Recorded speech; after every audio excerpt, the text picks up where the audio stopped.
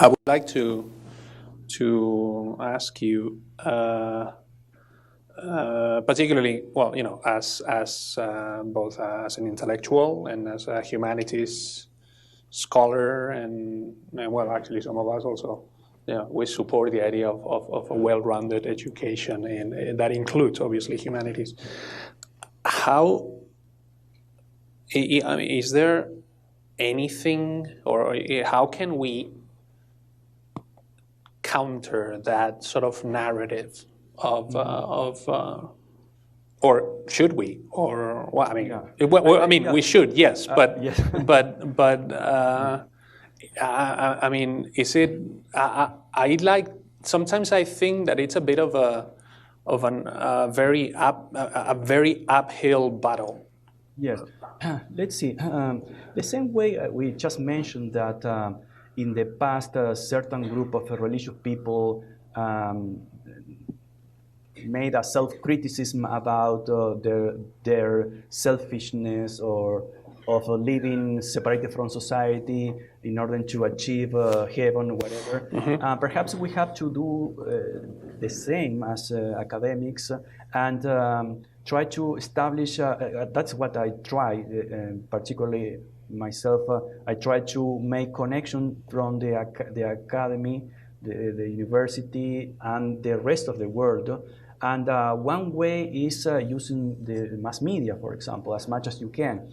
And writing in, for example, in papers, in academic papers are very dry. You have to be sometimes a specialist to understand a single page.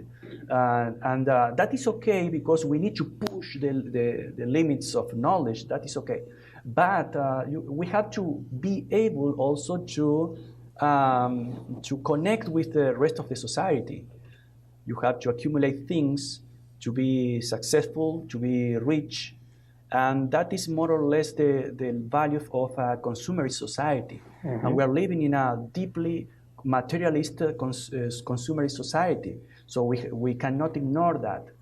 And that is why, for example, we as universities became a kind of branch of that office that, and even many huge companies come to a university saying, we need people prepared for this, for that. And nobody questioned that because, of course, parents, students are very worried about their future jobs. That is completely understandable. We have to prepare people for the labor market, yes.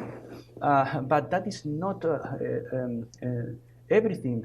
But at the same time, we have to challenge, always, we have to challenge everything. Remember, Professor, we are troublemakers, so if you come and say the sky is blue, I'm going to question that, and probably we'll discover that it's not all the time blue. Most of the time it's not blue. But anyway, that is our job. And we have to question the big paradigm of we have to produce. And one way to keep that anxiety in the population is the precarization of jobs. So everybody are worried about not just getting the job. When you get the job, you are always worried about losing that job. And because of that, you are a slave, wage slave, because you don't question anything. And so the level of anxiety, of precarization, instability in the society, which is very, very good for the market, very good for the economy, but not good for the people. And we have to question that. And the only way to do that job is to connect with the rest of the society. We're not gods, but I think we have to challenge everything, even ourselves. How? Well, saying, break the bubble. The university is a bubble, but it's not the only bubble. The society is composed by multiple bubbles. Our bubble is right now one of the most productive from an economic point of view. In the agriculture, in the industry, everything needs a lot of high technology that is normally developed and produced in university, etc. But that is not everything. We are not animals that need food to eat and period. We have spiritual, psychological need as well. We have to know the human capital that we inherited from literature, from philosophy, from art, from cinema, and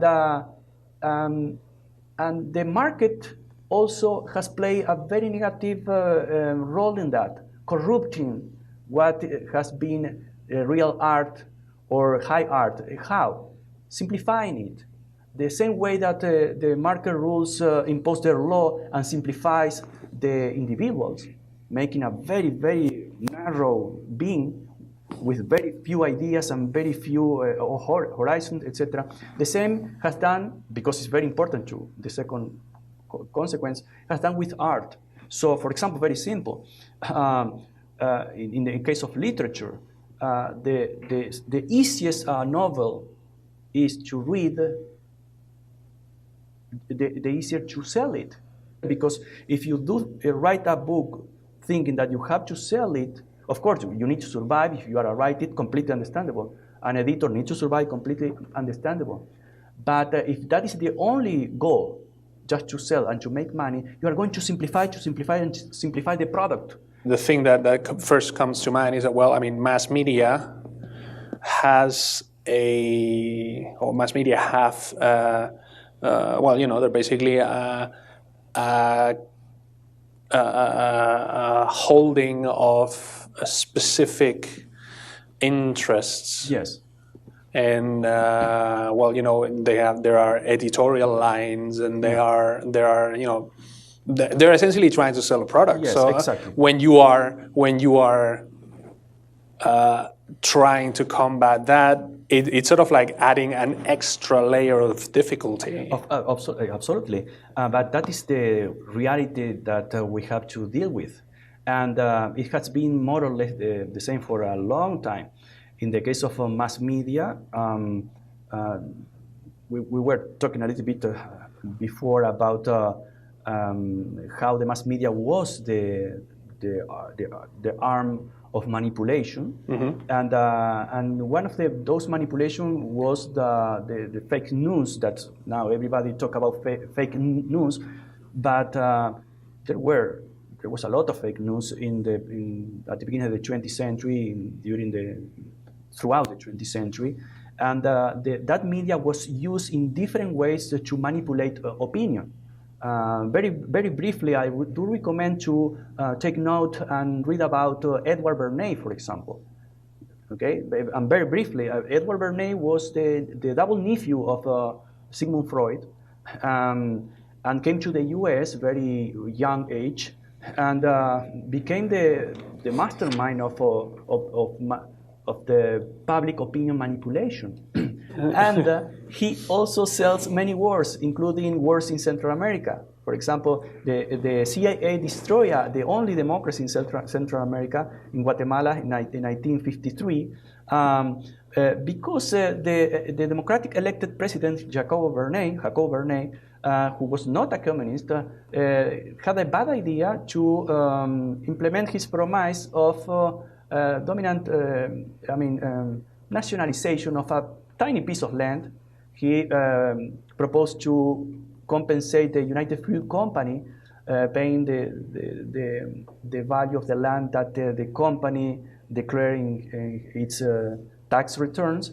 And they say no way, and they just convinced the CIA and many others to destabilize that government, because many in the United Fruit Company had shares in the. So many people in government and in the CIA had shares in the United Fruit Company. Company, exactly. There are many stories with the Dull brothers, etc. Long story short, Bernays was able to mislead the American population and also the Central American people, selling the idea that Bernays was communist. Mm-hmm. You mean Arbenz? Arbenz. Yes. Sorry, okay. not yes. Bernays. Yes. Yes. Jacobo Arbenz. Thank you. Yes. And finally, they succeed that way. They destroy that democracy. The U.S. just placed a puppet in the government, Castillo Armas. After the 50s through the 80s late, they had in Guatemala a terrible conflict, civil wars. Many 100,000 people died. And most of those governments, every government were dictatorships, military dictatorships, brutal dictatorships, and criminal dictatorships were supported by the U.S. governments. And Bernays was able to manipulate the opinion to sell that. And the same happened we can give dozens of examples in Latin America. But that was the role of the manipulation of public opinion through the mass media. So fake news is nothing new. It was even more tragic in the past. And so that is a reality we have to deal with, but we have no other way that try to expose what is the truth based on the documents we have. In those stories, there is no discussion because no scholar in the U.S. discussed what I said previously, because documents are everywhere, and there are declassified documents in George Washington University and many other archives. And so there is no discussion about that. So it is in what you're talking about is not really a matter of opinion. It is fact. It's historical and social fact. Right? Clearly backed by evidence, backed by documents, etc., etc. And that is our job. Yes. Because but we have to do that, but also communicate that to the people through what? Well, mostly through the media too. So the media is good to manipulate opinion, but may work sometimes as a tool to disassemble those narratives that are completely baseless, and we have to provide the proof. It's sort of like the myth of Sisyphus, right? Like pushing the stone uphill and then going up there, and then the stone falls down, and you have to do it all over again. So it can be a little. I guess it can be not a little, very frustrating at times. Yeah, it is. But we have no option. Right. I mean, not moral option. We have many options. I mean, it's much more comfortable to please the power. It's much more safer. Some people cry when they are compassionate with powerful people. They don't need that compassion, but it's much easier and comfortable. But sometimes if you have a certain commitment with truth, which is a moral obligation, particularly in the academia, because in the academia we have even more moral obligation to do that, because we have certain resources and certain power. We are not powerful, but we have certain power to do certain research. And so we have to share what we found. The different trends in terms of the face of the population, if you want to put it that way. I mean, whether we or whether this America wants it or not, those trends are going to continue to happen. So essentially, it will sort of naturally, organically change the definition of. Even if we ask what am I, it's very hard to answer that question. Even when we consider, well, I am an individual, but I have changed throughout my entire life, and many times. And but just consider a huge nation that you are. In that case, you have a much more complicated problem. If you look at the picture, today's picture, and it's also more complicated if you look throughout history. First of all, I would say it's a good exercise, but completely useless. And the question, what America is, or we'll say, what are the Americans better? And also, it's very hard to answer. First of all, because you will have different definition from different groups. And even if you have a picture in a moment, that's going to change. Just imagine Jefferson meeting a cowboy in Texas. He will say, I'm pretty sure, or not sure, but it's an imagine experiment. He will say that is just a Mexican, a white Mexican, because a cowboy that now we identify from abroad. And also, many Americans may identify the cowboy. Yeah, the Marlboro Man, right? Yes, exactly, like the real American. Yes. That is a mix of Mexican traditions of the Anglo who, when they migrate to Texas and reinstall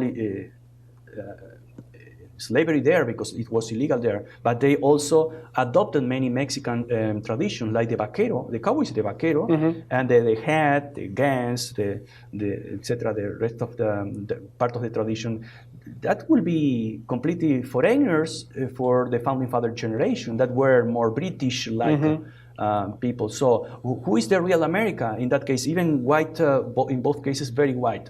It's very hard to define. The easiest definition. Either were born here or decided to migrate, or exactly, become naturalized. Exactly, yes, exactly. And then you will have a huge diversity of Americans. Because what America is look like a box, and that fixed box, and you have to. That's very common when a society has a lot of anxiety about their own destiny, etc. And that was very common in Latin America when the republics were founded. Everybody were trying to define what an Argentinian is, what Bolivia is, etc., because they were not sure about that. They were new republics. And that's basically is also a romantic idea, the idea of the individual versus the classic idea, right? Less individualistic, but the individual and as a person, but also the individual as a nation. I would like you to sort of expand on that thought, which I find it's fascinating. Yes, I wrote that probably 10 years ago. Hugo Chavez, like the Nicaraguan revolution, was very different to Cuban revolution because they were based on religion in many aspects. And in the case of the Nicaraguan revolution, the bases were basically religious basis, completely different to Cuban revolution. And in the case of Chavez, it was a religious individual person, right? He normally quoted Jesus, etc. Now, in the U.S., many people identify, for example, capitalism is democracy and is Christianism, which is completely arbitrary. And China today is a communist country, very capitalist country, nothing to do about democracy. And all the dictatorship we had in Latin America, most of them supported and promoted by U.S. governments. Many, I would say, dozens of them were brutal Nazi-like dictatorships, pro-capitalist. That is why they were dictatorship, to protect the capitals, and nothing to do with democracy. So the identification is part of the ideological or the semantic field fight. Yeah. You identify certain ideas and crystallize those ideas, and then you continue fighting other battles. But capitalism, democracy, and Christianism have been crystallized altogether. So again, you may have some people may question this, but I would say you may have a capitalist democracy, but you may have also, and we have many examples of huge, terrible dictatorship that were capitalist as well. The same with socialism. You have democratic and you may have dictatorship that are socialist or communist. And in the case of Christianism, there is not a single America. There is not a single Christianism. Today you have many denominations. And they are based on the same book, but religions are not based on the book, are based on readings. The reading of the book. Exactly, yeah. and you have many readings, and as many as churches or as many as denomination religions, Christian religions or sects, right? And if you look at the history, that tragedy is even worse. You have people, Christian killing each other because of that. And the early Christians in the first 3 centuries are completely different to the Christian in the last 3 centuries, for example. The early Christians were persecuted immigrants, just to make a comparison in today's time. And they were persecuted. They were going around many different European countries. And they had a kind of communal style of life, sharing everything, etc., etc. And wealth was not a virtue at that moment. And even when the religion, the Christianism was made of the official religion of the empire of Constantine in the 4th century, 325, even so, the Catholicism for a long time in different denominations considered wealth a sin, not a virtue. It was in the Renaissance that when the Christianism changed almost everything. Not Christianism. Christianism changed its own view. For example, in the medieval times, the nature was enchanted. During the Renaissance, the nature was dead. So they were able to conquer and exploit it because there was not a sacred realm anymore. Right, it was a non-entity, therefore. Exactly, like it was among Indians, for example. Yes, okay. So they were a Christian as well, but you cannot compare one Christian with the other. They had completely different worldviews. And during the Renaissance, particularly with the Protestant ethics and the Calvin, etc., ethics, and for many, wealth was no longer a sign of sin, but a sign that you were favored by God. But if you go to Jesus, that's the point. Everybody knows, but nobody cared about certain ideas he had. For example, the very simple idea that when he said it's easier for a camel to go through the eyes of a needle than a rich man get into the kingdom of God, etc. And what is that? Come on, but the Renaissance Christianism said, no, let's just say that where you read white actually means black. That is interpretation. Okay. So, and then you have a completely different Christianism that was pro-capitalist.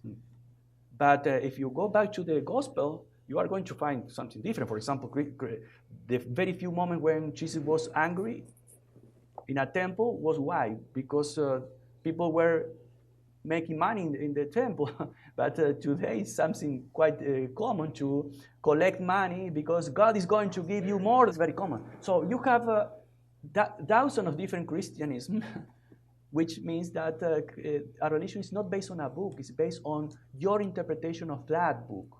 And everybody's sure that my interpretation is the only one possible, and the rest are just fools who are going to burn up in hell.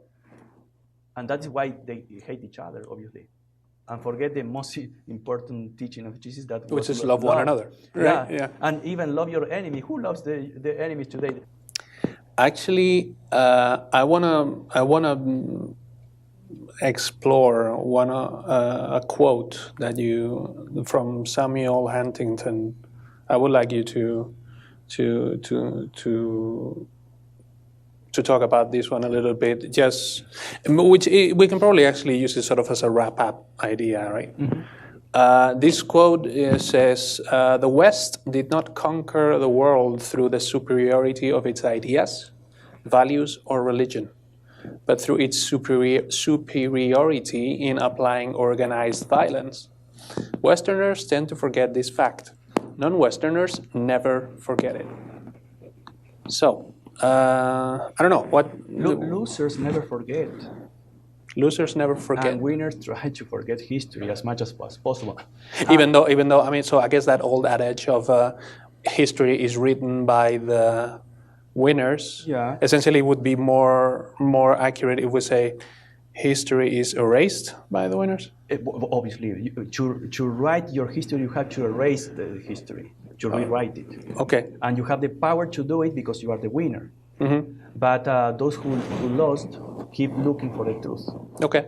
But in the case of Huffington, the idea was basically the clash of civilization. That was an article in a book. That's the idea of in the 90s that there was going to be blocks in the world fighting each other. I remember at that moment I wrote some articles and just saying that there is not now, and there is not going to be a clash of civilization, but a clash of interest. And right now we are having a fight or battle of tribes, not big blocks, but tribes. Different nations trying to build walls around to separate from the rest of the world, etc. They are more the tribalistic mentality, sometimes based on race, sometimes based on geography, whatever. But just think about the outcome of all that history. If we have the American population in this audience, all the American population we put in this audience, half of it half of that this audience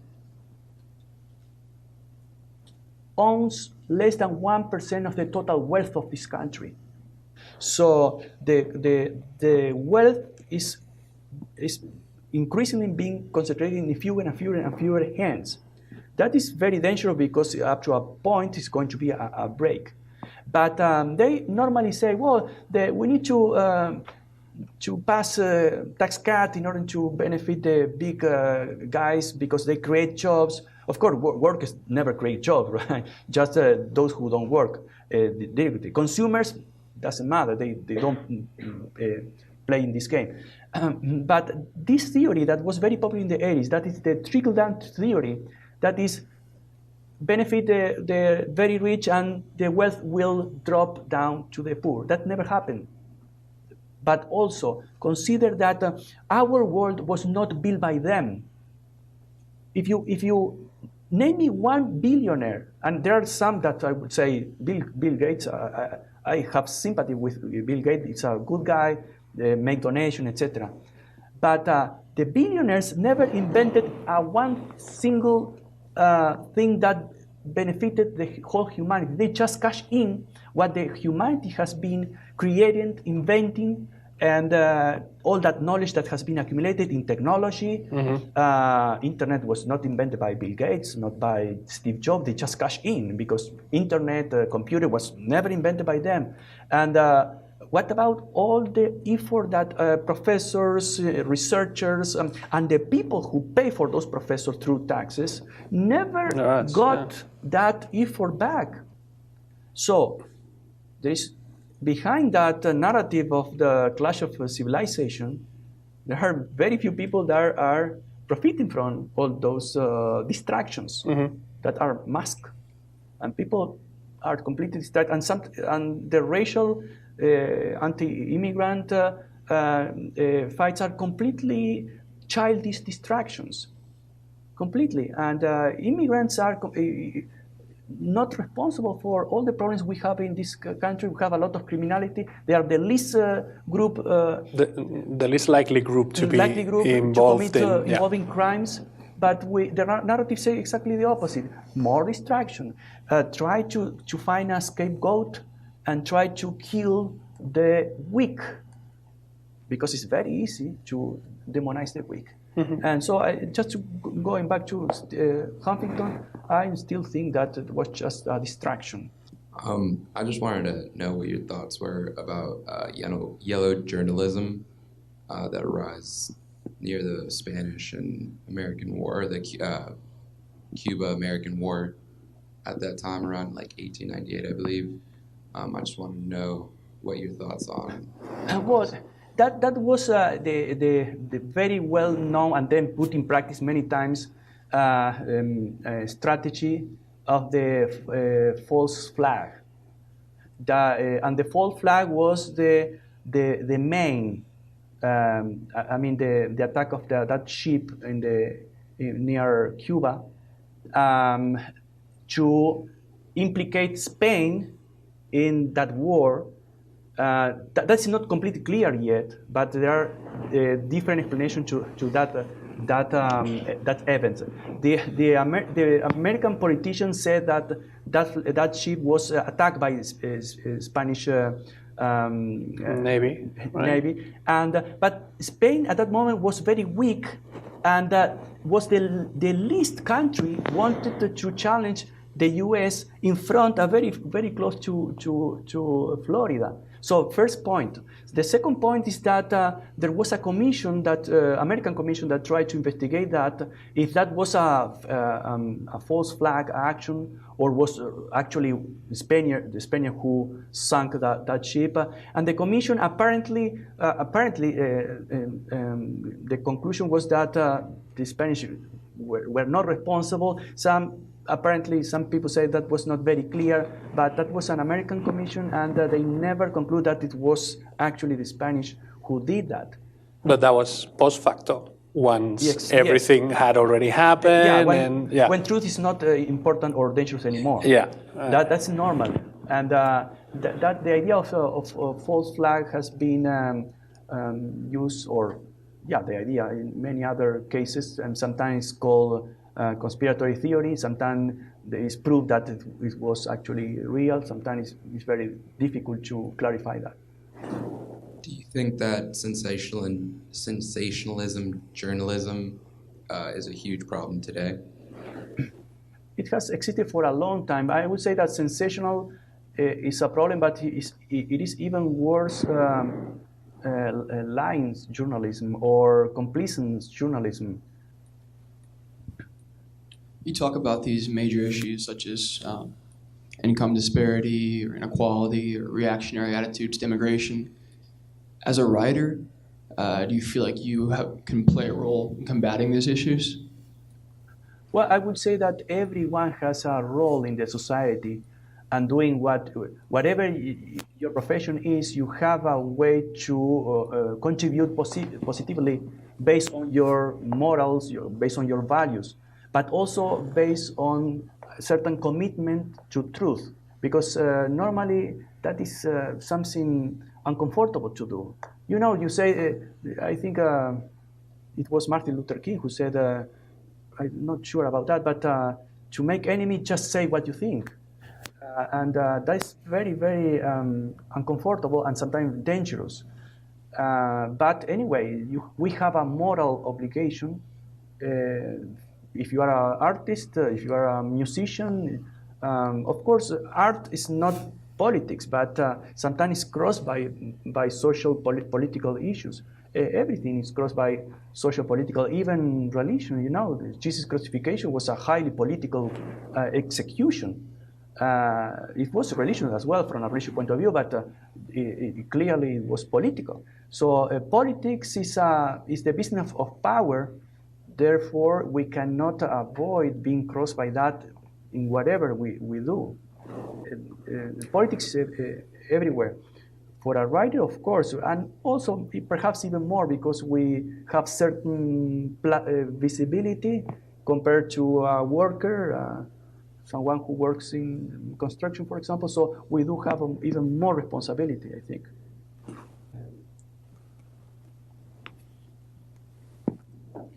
Check. Ooh. So 2 parts. The first part is I'm wondering if popular culture can be subversive, because popular culture is kind of inherently a commodity. It's economically based. So is there a possibility of that, of it being subversive? And the second part of the question is, are economic analyses of society sufficient? It seems like some economists think that everything boils down to economics, but there has to be something more, just something that maybe you repeat yourself and answer that. About the first part, pop culture or popular culture can be both subversive or complacent and work as an anesthesia for the people, and particularly those that popular culture that is produced by the market. For example, if you produce a movie or a novel that is very popular, easy to sell, easy to read, probably it's going to work very functionally to the status quo. It's going to work as an anesthesia. And but on the other hand, there are many cases of popular culture like songs, etc., that were very frontal to certain injustice or certain political situation. And in that case, as I said, may work in both ways. Obviously, I prefer the second one, the subversive, in the sense not of the destructive, but to challenge power. Power always needs to be challenged. Always. The power doesn't need flatterers. Well, they like, but they don't need it. So power needs to be challenged. And the second part, I do agree that the analysis that reduces everything to the economy is too reductionist.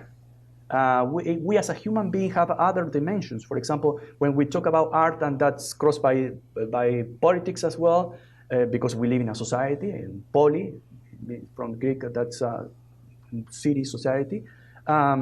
But also, I think that there are certain things that we also explore in literature, in art, that are kind of universal.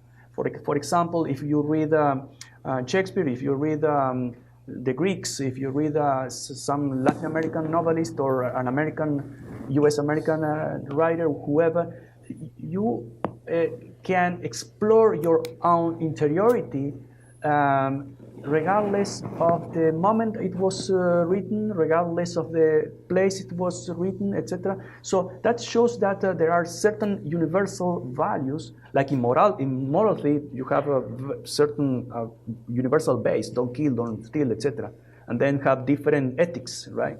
And the same in other aspects. For example, in art, of course, we have other human dimension that has, if not nothing to do, at least they are independent to the economy, the politics itself. Fortunately, we are very complex human beings, and art has that particularity to explore and expand our interior world.